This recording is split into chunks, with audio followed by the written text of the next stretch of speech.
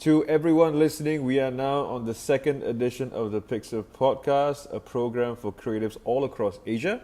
In today's episode, we speak to Irishman Brendan O'Shea, street photographer and iPhone photographer of the year for 2017. Now, Brandon is very active in Asia with his street photography in countries like Indonesia, Korea, Japan, and he has held many workshops in the region as well, with the most recent one being the 8x8 in Bangkok with Monogram Asia.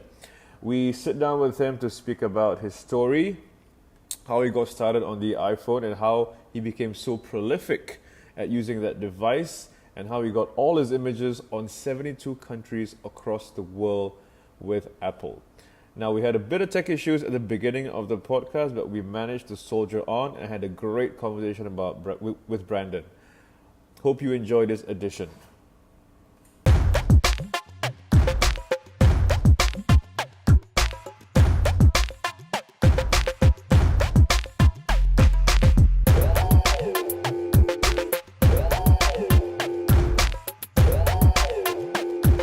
So I'm just going to say attempt number four on on the second PIXERF podcast. This is Saud from PIXERF, and we have Brendan O'Shea. Am I pronouncing it right?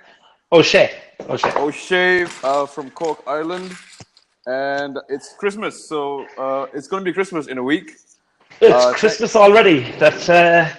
We're in Christmas week, which is probably the busiest time of the year. The build up to Christmas is always, once Christmas Day comes, everything relaxes and eases off, but the build up to Christmas is hectic, chaotic, and that's where I am at the moment, in the midst of all that, trying to get things ready for big family Christmas. So what is the standard O'Shea Christmas week? What happens? Okay, so that there's all the preparations in terms of the Christmas Day food.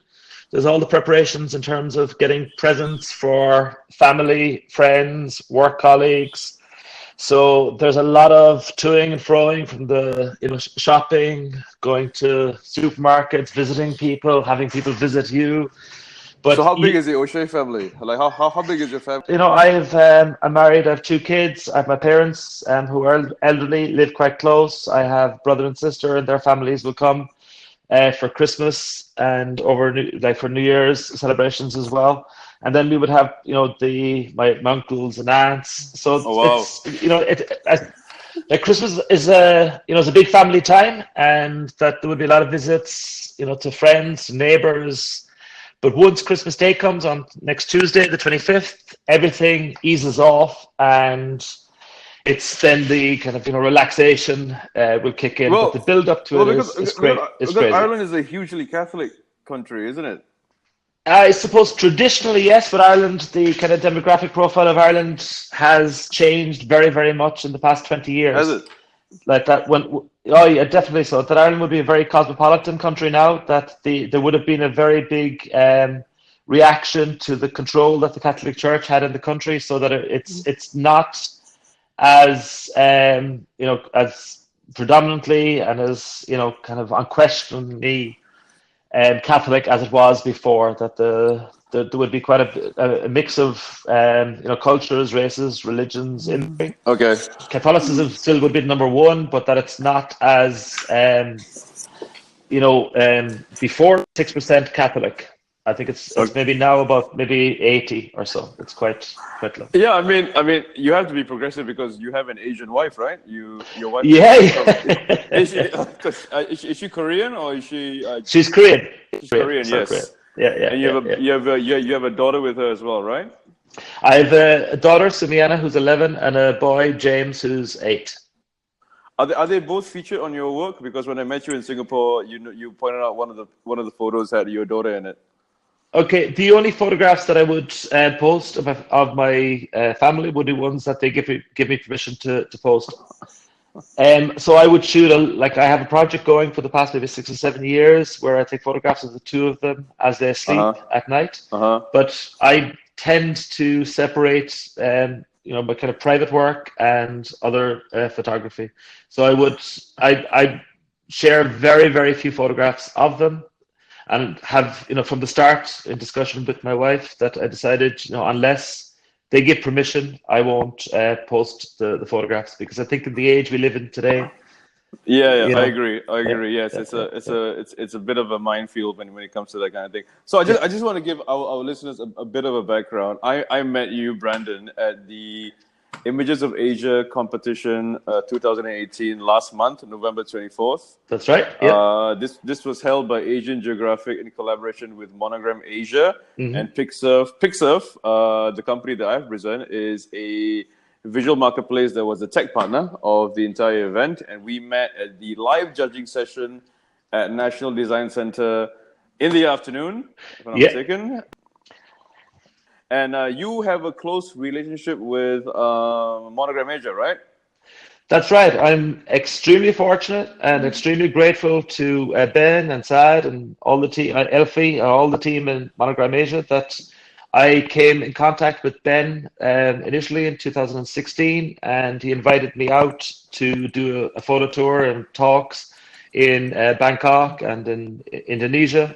And Okay. it has been a fantastic relationship that I have with them, and that I've done a number of events now with them. Like, I suppose the biggest one was the 8x8 street photography festival last Yeah, year I in heard about that. Bangkok. That was in Bangkok, right? I think that the turnout was, if I'm not mistaken, 200 people. Oh, it was huge. It was an absolutely fantastic event. Like, from start to finish, it was, it was organized without the slightest hitch. And I think the great thing about working with Monogram Asia and Ben and Saad is that they're two people who are very passionate about photography.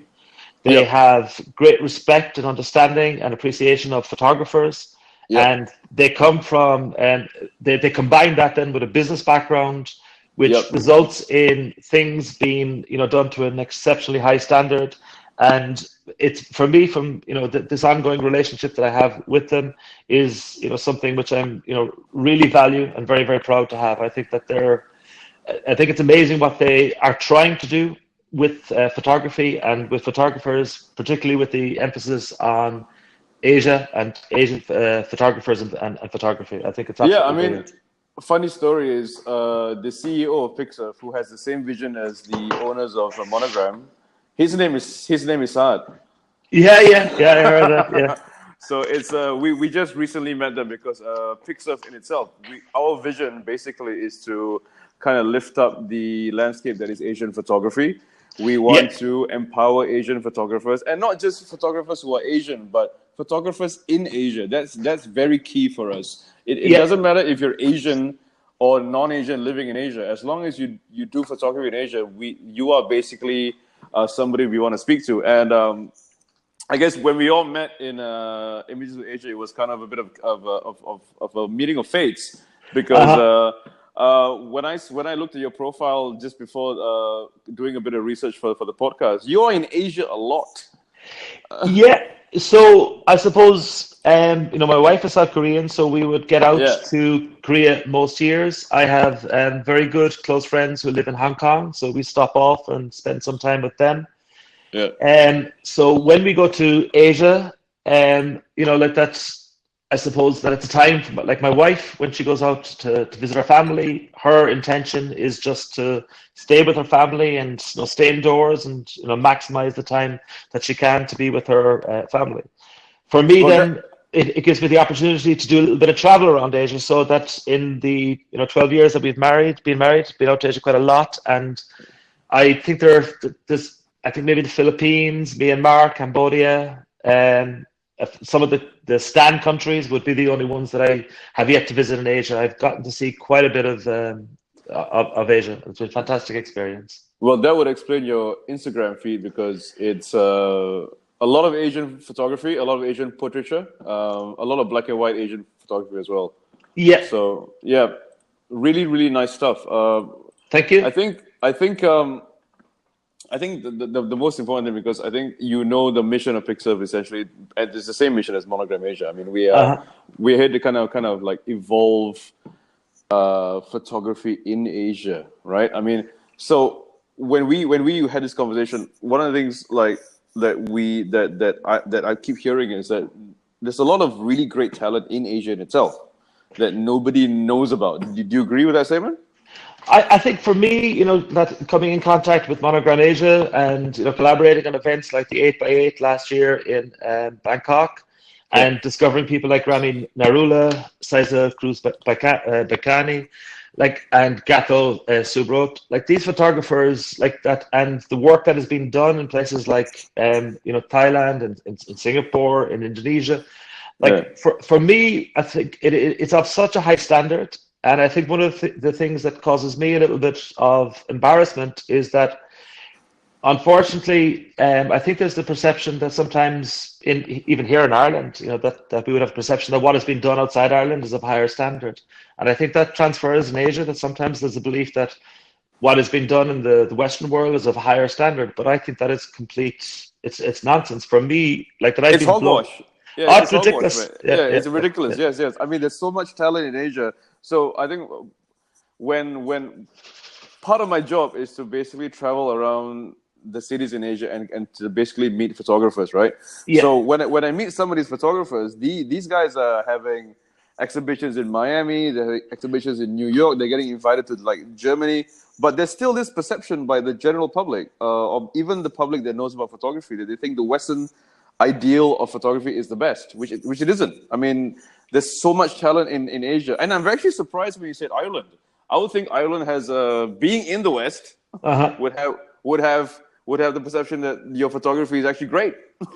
No, I think that Ireland is a small country, and has a colonial past, like Singapore would have, and many other Asian countries would have, and I think that leaves kind of a legacy where that there's an insecurity about a national identity, and I think this manifests itself in artistic expressions, that there's a need to express themselves creatively, and I think that sometimes there's kind of an inferiority complex which can come from that, and these things are that they're outdated, they're outgrowing, and people like when people come on the scene, they're moving these things forward. But again, like go back to what I was saying, that for me, that when I came in contact with the work that these people were doing, and seeing how they work, it's of an exceptionally high standard. Do you think there is a Western style of photography that Asians were trying to emulate for the longest time before they found their own identity? Was that part of the problem, you think? I think that there's an inevitable process in any artistic endeavor, or any learning endeavor, I think of to imitate, assimilate, and innovate. And I think that before, I think that process was linear, and that you'd start by imitating, then assimilating and innovating.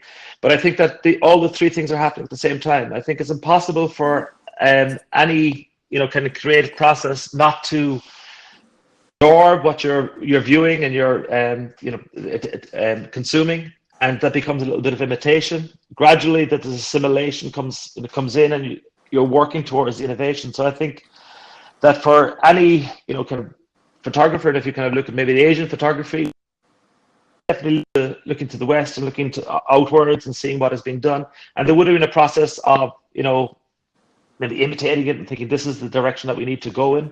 But I think that that it moves independently away from that, and I think it's very. I wouldn't get into classifications of saying that this is Asian photography or this is American photography. It's like even things like it really frustrates me when I hear people talking about a female photographer, because I think it's just nobody would ever refer to me as a male photographer. Exactly, right? So if you remember our event, there was Siobhan Wong, right? Yeah. And inadvertently, people would assume, like, so when we posted some of the content of the event online, we actually got a lot of feedback that, oh, there's actually a female photographer out there. I mean, yes, she's female, but she's a photographer in the end of the day. I mean, all of you are photographers, but there is that perception in Asia. I mean, working in this industry for the past, I would say, 2 years, right? Yeah. Mate, 90% of the photographers in Asia are male.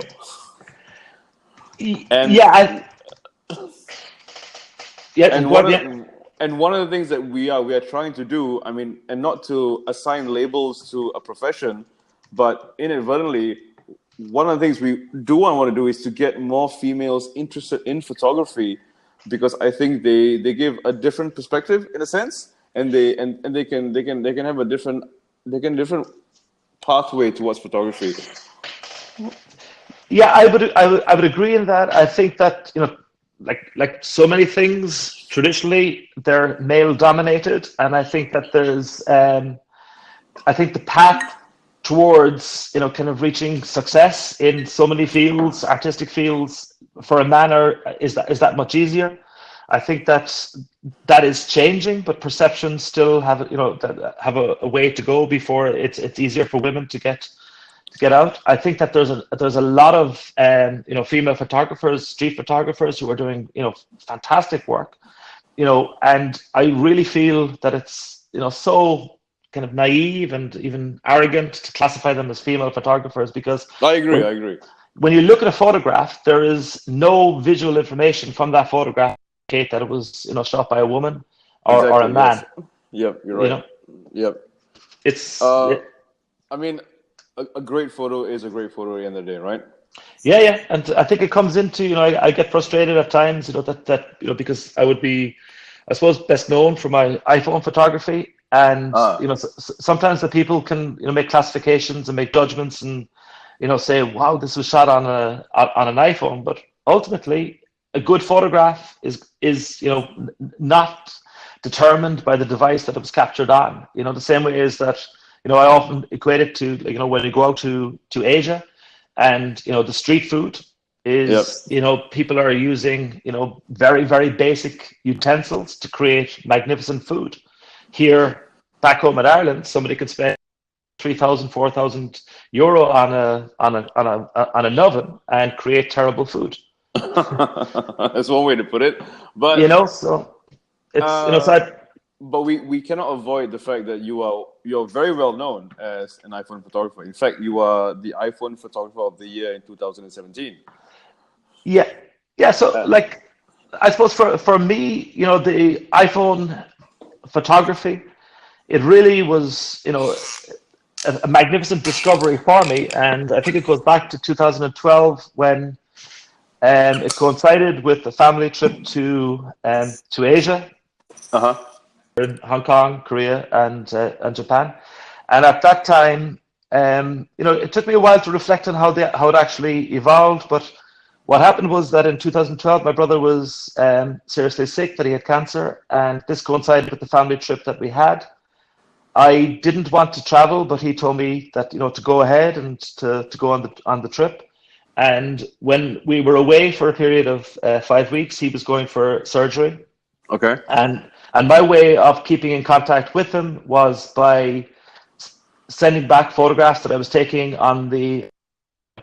So on a daily basis, I was shooting, I don't know, maybe 20, 30 photographs on the iPhone and messaging those back to him in his hospital bed. So I came back, luckily he, had successful surgery and recovered from the cancer, thankfully. But when I came back from that 5-week trip, I had a body of work for 5 weeks. So I had, hundreds of photographs that I shot on iPhone, and I discovered, that this style of photography, this, using this device, really lent itself to, very enjoyable, fun encounters on the street, and also allowed me to get, reasonably good quality street photographs. In that 2012, there was an evolving community of mobile photographers on Flickr. Were you a photographer before this? Yeah, I suppose I would have been a photographer in the sense that I had cameras that lived in a drawer in my house. Okay. And that these cameras would have been taken out for holidays. Okay. Would have been taken out on special occasions, and maybe would have been taken out maybe once a month that I might go on a photo walk. So I went from a position where I was taking, maybe a few hundred photographs a year to a position where I was taking a few hundred photographs, let's say, in a month. And then this accelerated and evolved that I would be taking, maybe a few hundred photographs a week. And that on a daily basis now, fast forward to 2018, I would be on any given day, I would take maybe an average of maybe 10, 15, 20 photographs. And this to me is the process similar to, what a painter might have in terms of sketching. So I'm constantly trying to see what can be seen and how to see it, and taking photographs using the available image capturing device that I have, which happens to be the iPhone at the moment. And this really has, that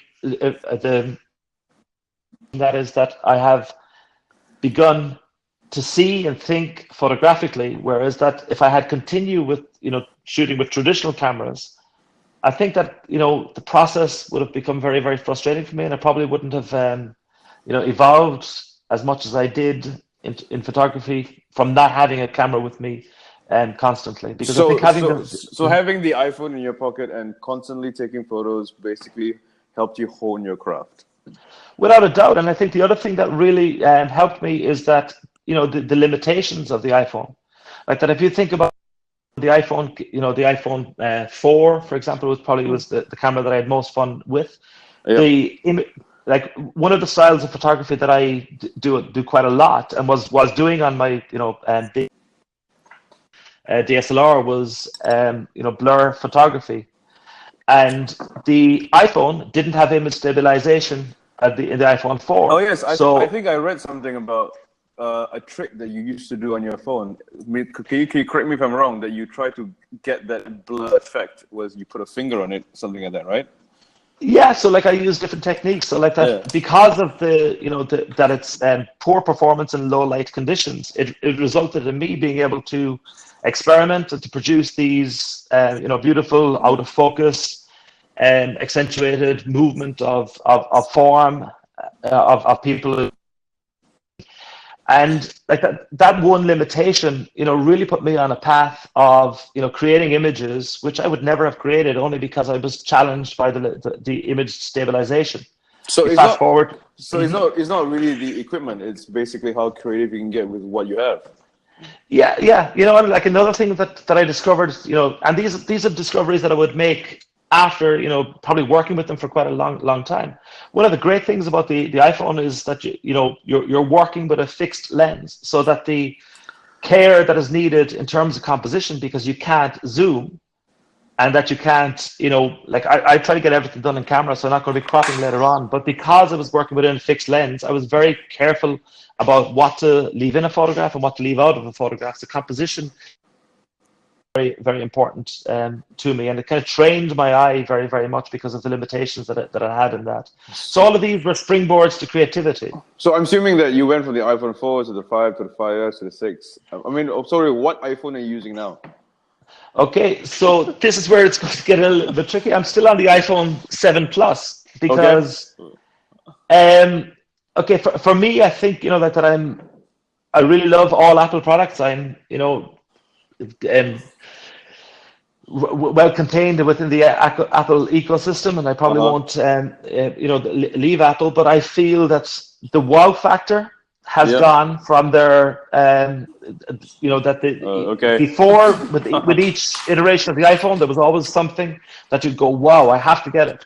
Okay. Unfortunately for me, that the last time I experienced that was when it jumped from the 6S to the 7 Plus, and the 7 Plus with the dual lens dramatically changed how I photograph and what I photograph. That it put me on a path in terms of photography projects that I would never have gone down before because of the portrait mode within it. I began to shoot and asked for portraits on the street. Yeah, well, but I guess they didn't build the iPhone for the photographer, but they built the iPhone for the consumer. But I mean, they did make leaps and bounds in terms of what they could put, what they could basically cram into that device camera-wise. So. So the iPhone X, the current one, the iPhone X, I think the XC or the XS, I can't remember. There's so many names now. Yeah, that's part of the problem. I think that people don't know what to call. When people don't know what to call the phone, is it iPhone X? Is it iPhone 10? There's a problem. I have no idea. They've released so many iPhones. I'm actually using the iPhone 6S. And which is a fine phone. It's a brilliant phone. It just works. I actually, because my previous iPhone 6S broke down, I replaced it with a new iPhone 6S, and it works perfectly. I don't need to buy a $2,000 phone. It doesn't make any sense to me. Yeah, that's the problem where I see it is I think that the price has, accelerated, and I think that the innovation has become staggered. And Yes.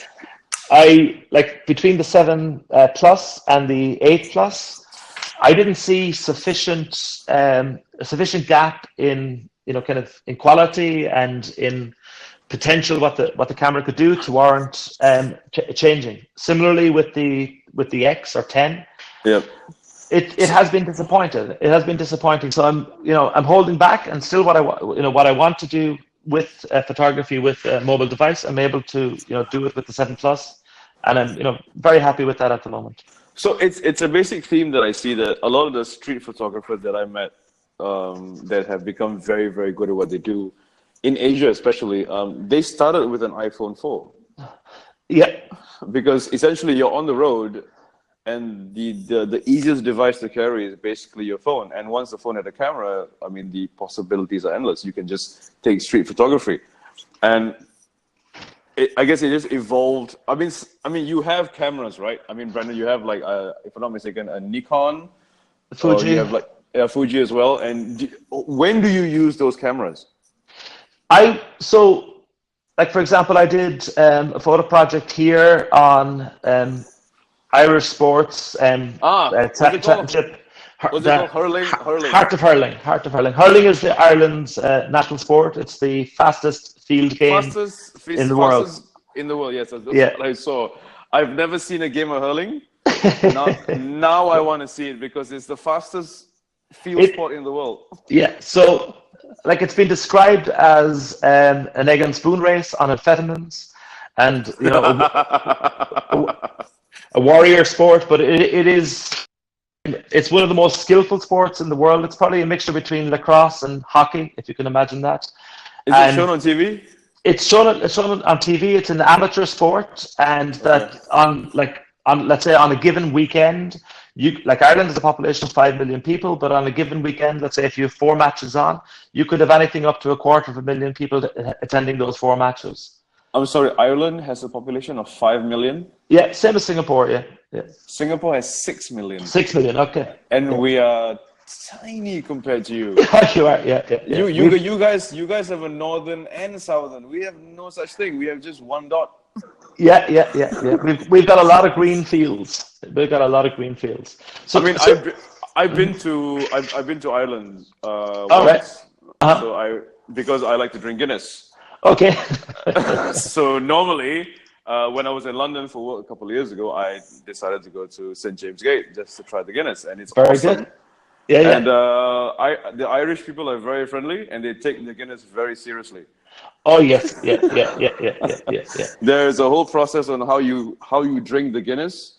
You apparently you have to look away. You have to look afar.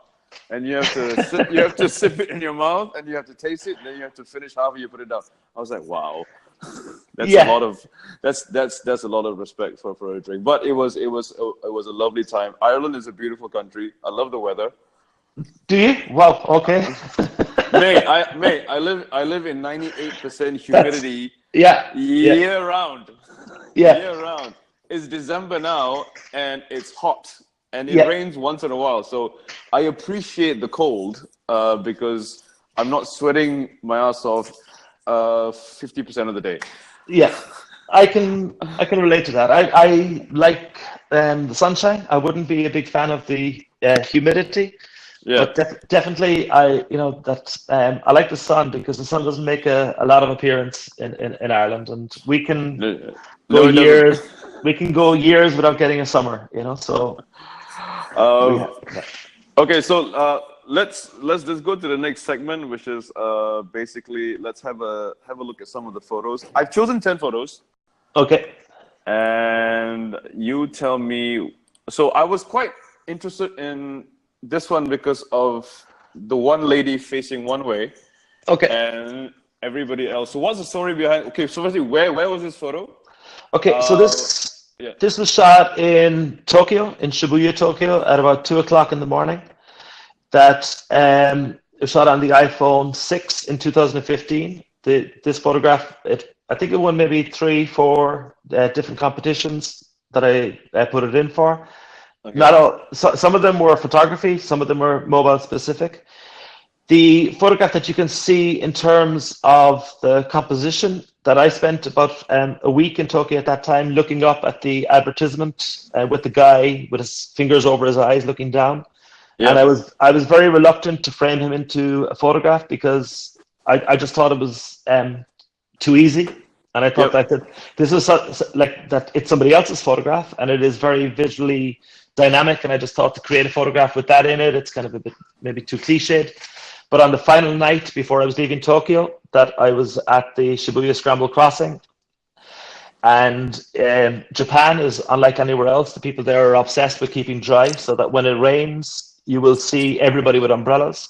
Are they buying it from the same shop? Because everybody has the same bloody white umbrella. Yeah, so like that, you'll see that when it rains, that the convenience stores will put outside, 500 yen umbrellas, which is maybe about 6-7 Singapore dollars, and so you get this uniformity with it. So that I saw the scene across the way as I was making my way across the crossing, and finally I decided, okay, that I make the image, the girl in front, with the umbrella over her was the main focal point, but I was trying to balance it out with the guy behind. And it's just, very often with photography, it's a combination of luck and patience. And I think with this, I was particular to make sure that there were, kind of leading lines within the image, there was balance within the image.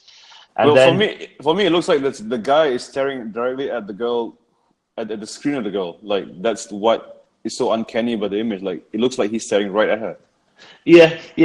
Like I like, I think I like the balance with it. I think it works quite well. I think the colors are okay, and I think it shows what can be done with the iPhone in low light conditions. Like, this is the iPhone 6 in 2005, and in terms of how I just did the shot that I exposed with the highlights, I would have tapped on the screen where the girl is with the umbrella. And did you manage to talk to her? No, I didn't. Oh, I didn't. okay. I would have shot it. I took a number of photographs at that particular time, but this is the one probably which stood out for me. Is this one of the photos that is on 70 billboards across the world? No, not this one. The one that is on the billboards is the photograph from Copenhagen, the black and white photograph from Superkillen Park. And this was the one that was chosen by Apple in 2014 and ran in their campaign in 2015 for 6 months. I just sent you another picture. Okay, so this is in, where is it called again? I can't think of the location in Tokyo, won't come to me at the moment, but it's a style of photography that I used to do before. Sometimes I still do it. When I have workshops, it's a very simple technique of doing reflections. So this one here, the way that I shot it is just I put the phone up to the glass window, and it gives the split reflection of the guy with the hat. And again, when I was framing the shot, I was kind of conscious of the guy has got a mustache. His bag also kind of creates this split mustache as well. Yeah. And some shots when you're shooting them, that later that the conversion to black and white will work quite well. So this is Harajuku. This was taken on iPhone 6. This is iPhone 6 as well. It would have been in the same time period as I got the night shot that we spoke about just now. So a lot of the street photographers I speak with, they akin street photography to hunting. I think I mentioned to you this before. Yeah. So it's basically waiting for the right shot, sometimes waiting hours for the right shot. How long did you have to wait? Or was this something that just came to the view? Okay, so there would be different techniques in terms of, that working a location, you find a location and you wait for something to happen, or, the style of just getting out and, reacting as things occur. The great thing about Tokyo is that if you find a good location, you're going to find multiple people walking through that, almost immediately. So to get this shot here, the guy was leaning, I came across and he was leaning up against this window. So I was able to, get the shot immediately. if I'm shooting here at home in Cork, I might come across a location like this and have to wait, 10, 15, 20 minutes. I have photographs that I've shot here in Cork, and like, to give you an idea, like, Cork is the second city in Ireland and a population of maybe about 250,000. I have a photograph of this man walking past a red wall, and I was doing a photo talk for a camera group here in the city. And when I showed the photograph, the person, one of the people in the audience, when she just saw the red wall, she knew where that red wall was in the city. If you can imagine that. Okay, all right. Which gives an indication of like, if you're able to locate, where the color of the paint on the wall. I think it's shows that it's quite a small city. But it's 250,000 people. Oh, yeah, I mean it's a lot of people. I mean, moving on to the next image, I was actually quite this really attracted my attention because the first glance I thought this guy was being smothered. Okay. Okay. But when I looked at it properly, I realized he was asleep. Right? Am I right? Yeah. Okay. So I think in terms of my evolution as a photographer, particularly in street photography, you need to be brave. I know. I was just gonna ask you, how close were you to this guy, and he had no idea you were there. Obviously, I was like standing over him. Okay. And like, I think that it's a combination of bravery and a combination of boundaries. And he has his face covered here. I suppose when I'm talking about boundaries, I think that when I'm photographing, the kind of ethics that I would kind of apply to myself is that I would ask myself, if I was in this position, would I be comfortable if somebody took my photograph? Yes. So like that, homeless people in distress, I draw the line at that. But this guy here this is a public place in Yokohama in Japan, just outside Tokyo. And Japanese people will take their rest where they can. And that it's very common to see people asleep in public situations. So when I saw this guy, I took a number of photographs of him and converted to black and white, because I think to minimize distractions, to heighten the contrast with it. But I have a whole series of photographs of people, particularly. Yeah, we'll definitely put a link somewhere during this, because it'll be like a video but with like me talking and you talking and like some photos. But we will definitely put a link to some of your work on your websites. Have you ever been asked to take down a photo or delete a photo? I'm sure you have. To be quite honest with you, only on one occasion. What? Only on one occasion have I been asked to delete a photograph, and where was this? This was in Seoul, in South Korea. That I took a photograph of two girls in a restaurant, and the girl ran out of the restaurant to me, and quite aggressively asked me to delete the photograph, which I had no problem in doing. Yeah. The funny thing about that situation was that, as this was at night in Gangnam in Seoul, when she came out to me, that I noticed that the street lights cast these long shadows of the two of us, and as she was talking to me, I took a photograph of our shadows, and she wanted me to delete that photograph as well. So I said, really? I said, it's just our shadows. It's our shadows. Delete. So, oh my god. Okay. Well, I guess some people just don't like having their photos or their shadows taken, I guess. Yeah. And I'm very respectful of that. That as I said with earlier, that with the portrait mode on the iPhone 7 Plus, it changed how I moved from just shooting candid photographs on the street to to engaging with people and talking to them, and taking asked for posed street portraits. And what I would do now is that when I talk to these people, that I would there and then email them or airdrop them the photographs that I take. And it's been a really wonderful experience, because you get to to know people and engage with them in a whole different way that before it would have been just candid photography, shoot and move, I mean, mate, once only in your entire career as a street photographer, that's amazing. I've had maybe one or two other experiences which have been a little bit unnerving, but in terms of somebody coming to me and asking me delete that photograph, only one time. Okay, moving on to this one. When I was in my head, I was like, "What sorcery is this?" Okay. Was this taken by one shot, and with what device? Okay, so this is the iPhone 6S, and this was shot in Tokyo.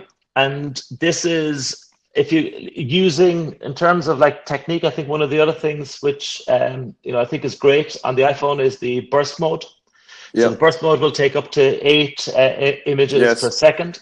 Yes. Now, I shot this in Shibuya, and these are commuters coming off the subway, and I was standing in front of them. With the iPhone, I have a strap on the case so that the strap is around my wrist, and I was violently moving the camera, shooting on burst mode as I got taking these images. Okay. So that because the image stabilization has improved so much that even if you shake and move the camera as you're shooting with the iPhone, the software will produce quite a relatively in focus shot. But what I wanted was this intentional camera movement to accentuate the kind of blurred out. So how did Apple get in touch with you, and how did you get on their radar? Okay, so that with the photograph that I shot in Copenhagen in 2014, I posted it to Flickr, and I luckily used the hashtag iPhone 6 or iPhone photography or something which... Okay, yes, this one was the one that was on exhibition at Images of Asia. Yeah. It's a beautiful shot. Okay, so like I posted this to Flickr in October the 31st, 2014, and about 6 weeks later, I got an anonymous email on Flickr asking me that they were doing a research project and they were interested in my images and would I contact them. I ignored that email because you'd get a lot of emails on Flickr with things like that, people making requests to use your images, blah blah blah, and I ignored it. A week later, the email came back. Another email came through and saying this was urgent. Please contact. Reply. This time I did reply, and they told me that until I signed a non-disclosure agreement, they wouldn't tell me anything about what the project was. Okay. So they sent over the non-disclosure agreement, and I saw the the address Infinite Loop in Cupertino, and saw the name Apple, and was wow, what can this be? What can this be? So they selected a number of images initially, and that over a period of maybe 2 months, there was back and forth about the process in licensing the images to Apple. Ultimately, they ran with this one, and the campaign, like if you can imagine that I got a phone call on I think it was March the 1st, a Friday, saying that on the following Monday, the campaign was going live and telling me that, your photograph will be on billboards in 72 cities around the world. Like, I didn't believe it. I really didn't, honestly. I just, didn't take it in. So this was 2014? This moved on to March 2015. So on the Monday, I got, a message from a friend of mine in Berlin showing me like this monstrous billboard in one of the train stations of my photograph. And it's your work, baby. It's my work. Yeah. And within the week, like if you could imagine, then within that very week, I was getting messages from friends, because like I would have, with Flickr, I would have had a community of friends all over the world. So I was getting, messages of friends of the photograph being on billboards in Hollywood and in Los Angeles, of being in Shibuya, in Tokyo, in Colombia, in London, in Paris, in Sydney. It was just the most surreal, magical experience that you could ever imagine. And so for a period of 6 months, there was, like, Apple were quite clever in terms of that. They, with the community of photographers, the initial ones, I think there was about 25 of us. It expanded as the campaign expanded, but they allowed us to create this treasure hunt of looking to where the images were, and then we were sharing those on Twitter, sharing those on Instagram. So it was like a treasure hunt over a period of 6 months of finding where the billboards were, where they were. So like there was like, and it was a moving campaigns. So like that, the billboard could be up in in Greenwich Village in New York, and then be taken down. Then it might appear in Milan. It might appear in London, and it was constantly getting emails and messages from people saying, "Hey, I found your photograph here in Hong Kong. I found your photograph, here in Beijing," and it was magical, absolutely magical. And that from that, there was quite a bit of media attention, as you can imagine. Of course. And that it coincided with winning competitions, and I was very fortunate. It coincided with like that. This put me on the radar of people like Monogram Asia. Yep. And I've embraced it, and I've always been aware of how fortunate I am to have had this good luck, and how Well, mate, it's not just about luck. I mean, everybody walks by here in Copenhagen probably every day, but nobody has taken the shot. I mean, this is an amazing shot. When I first looked at it, I thought is it a zebra? Because just first glance, I wasn't even looking, but I realized it was the lines, the symmetry, the composition. You love black and white photos. I mean, so I'm just gonna go on to the next one, which I really like, and I spoke to you on that day itself, which is gonna be this one. And for me, this photo has so much to say. Okay. I mean, it's just hands, but it's for me, it's a story of hard work, wariness. Like, there's a bit of like he's tired, maybe the picture of he's working with his hands. He's probably a farmer, or he works in like he has a very hardworking background, and there's a lot of story to tell with those two hands clasping together. Like, what is this guy feeling? And I remember talking to you about it, but could you just explain a bit more about this image? Where was it taken? So this was taken in Jakarta. This is they're the hands of a dock worker, and so this was early in the morning that I was there with my good friend Elfie, who you know from Monogram Asia. Yes. He's a very nice guy. Elfie, one of my best friends. He's an absolute gentleman. One of the time that I spent with him in Bangkok and Indonesia. He's a tough magical fella, time. He's a tough fella, yeah. So we were wandering around and taking photographs, both of us, and that we came across a group of, I think it's maybe 3 or 4 gentlemen who were on a break. And on that particular time, I was doing kind of a project based on hands and feet. And like, I think that there's humility in the guy's hands, the way that they're joined together. Yeah. And I was struck by how the texture and pattern of the clay baked into his hands that it produced. And I stood over him and took from kind of a perspective of standing over him of the hands shooting down. This is shot on the iPhone 6, and later again converted to black and white to accentuate the texture and the contrast with it. So this is iPhone 6? This is the iPhone 6, yeah. Okay. And like, for me, I suppose like when I like this photograph, won me the iPhone Photographer of the Year 2017 in the iPhone Photography Awards, which is like a huge competition, international competition. And it really got me thinking about that very often photographers get in my opinion, make far too much of whether you make or take a photograph.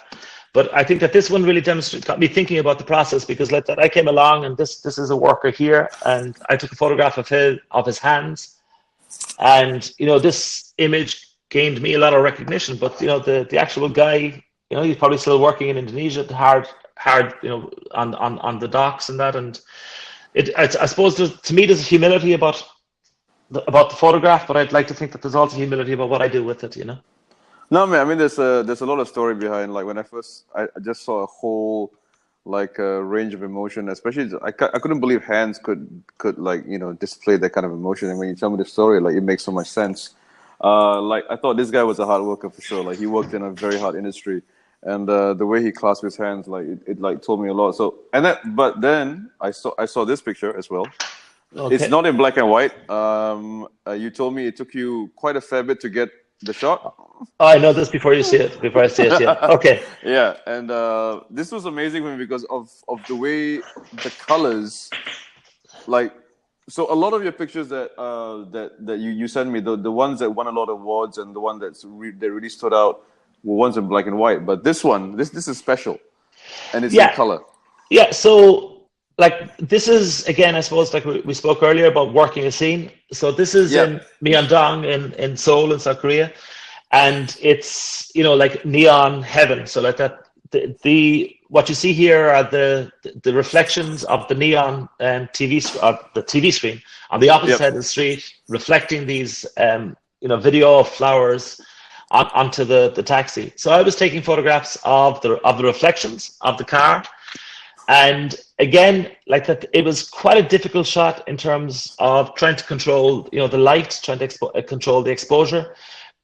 And you know that a very simple technique with the iPhone, which is, you know, it does it so well, is just, you know, the tap to lock the focus and exposure. So that I was, you know, messing around with it, and then I discovered as I was focusing on the taxi sign, the red taxi sign above the man, then the man's face appeared, and I then had to adjust the exposure so that I could get him into the frame, but.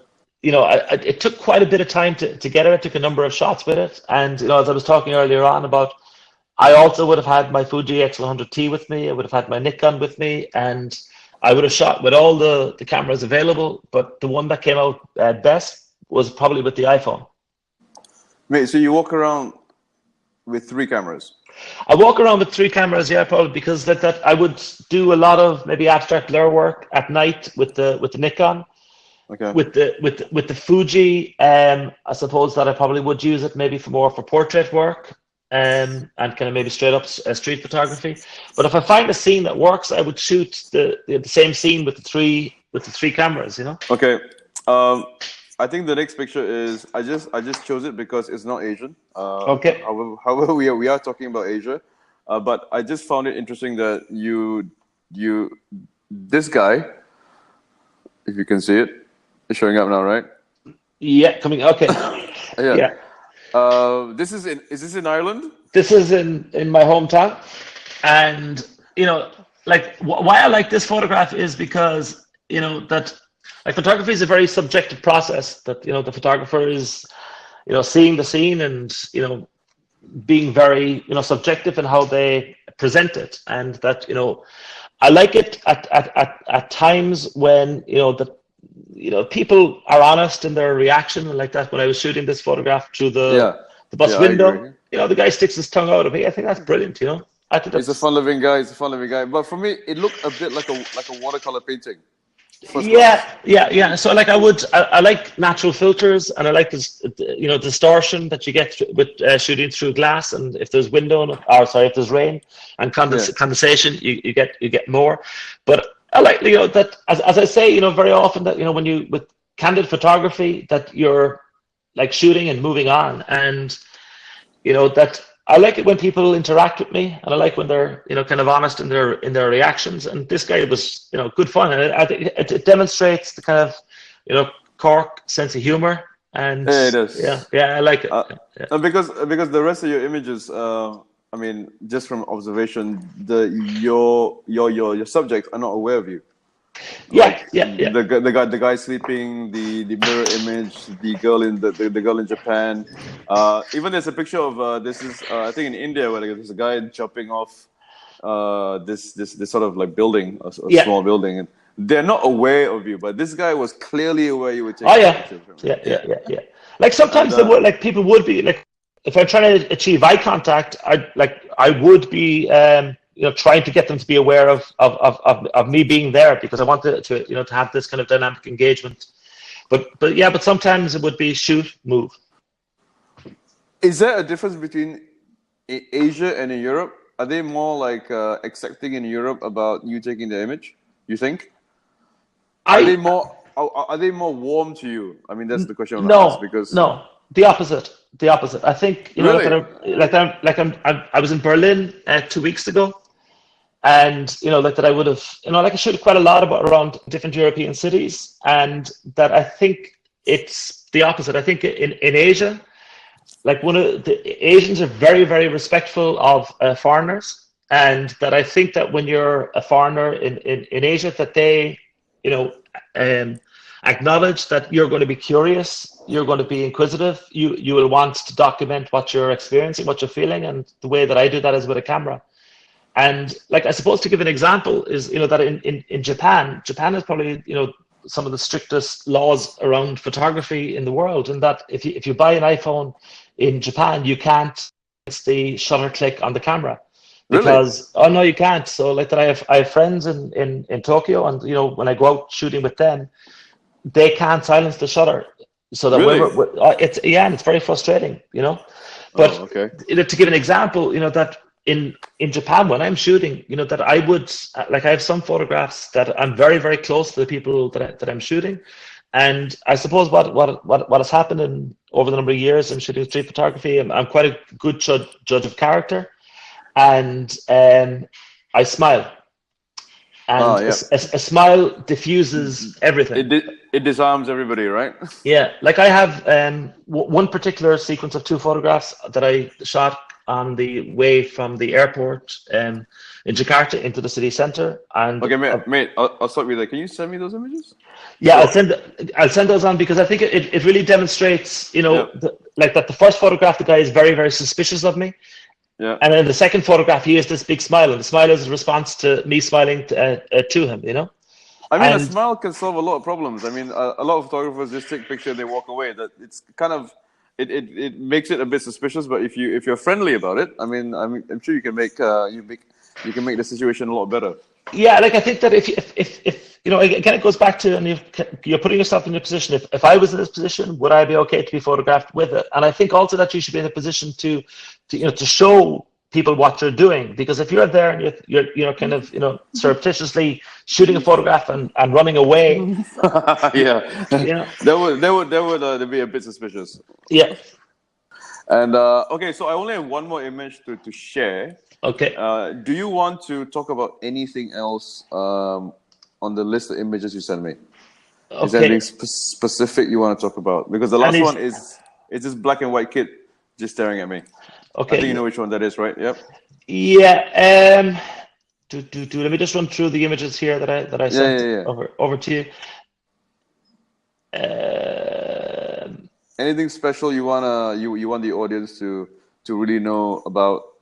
Because you send like me a lot of images. I said, yeah, because I realized that, but I suppose, like, I think maybe just 52. 52. I know Okay. coming up. Wow. Nice. So this photograph here, I Okay. think, now again, so like this is shot in Singapore, and I think that one of the things that I suppose that I'm always struggling to do is to because photography is about as much about what you leave out of an image as what you leave in an image. And in setting this photograph up, I was very conscious of the borders. And I think that very often in photography, we're magnetized to what the main focal point is. And it can be that there are distracting elements that we are blind to on the edges of photographs or things like that. So in setting this, I think in terms of composition, for me, this is an important one. So I was very much aware of the, framing the photograph with the ceiling, with the clouds visible through it, and that I also wanted to make sure that the characters' shadows were fully formed and not cropped out. And in shooting this image here, that if you see it, that what I was particularly lucky with, but I suppose I spent a bit of time shooting with it, is that each character is not overlapping, so that they're individually identifiable. So like that, if I had a separate image where that the little boy was being covered by the father in the center of the image. Okay. But I think that this one I like, because very often what you're trying to achieve is this kind of like the figure to ground is visible, so that they're not overlapping characters, and each one is there, and that their shadows are fully cropped out also. I'm very embarrassed to say, being in Singapore for 25 years, I have no bloody idea where this is. Oh no, this is in Shanghai. Sorry, Oh, Shanghai. All right. Shanghai. Sorry. Okay. sorry. Well, yeah, Sorry. Shanghai, Singapore. I mean, yeah, but I mean, yes, it's. So did this appear on any billboards? But I did a talk in the Apple Store in Okay, Singapore, and this is the big they had one. this. Yeah, they had The big this one, on the. Orchard Road. Okay. Yeah, they had this image on their huge wall screen, and it blew me away. I was really proud to see it because it looked so good. It is very nice. I mean, you can tell. I mean, the detail is amazing. This was in Shanghai. What building was this? Do you remember? I cannot remember with certainty what building it was. It was one of those huge skyscrapers looking over the Bund. Okay. Good stuff. And yes, this is PIXERF podcast number 2, Asia's Visual Community and Marketplace. I'd like to thank my guest Brendan O'Shea from Cork, all the way from Cork on Christmas, the week before Christmas, where your kids are coming home. Thank you so much for taking your time. It is 7:40 p.m. in Singapore. There's nobody in the office because they all left for their Christmas dinner, and I'm going to go and join them right now.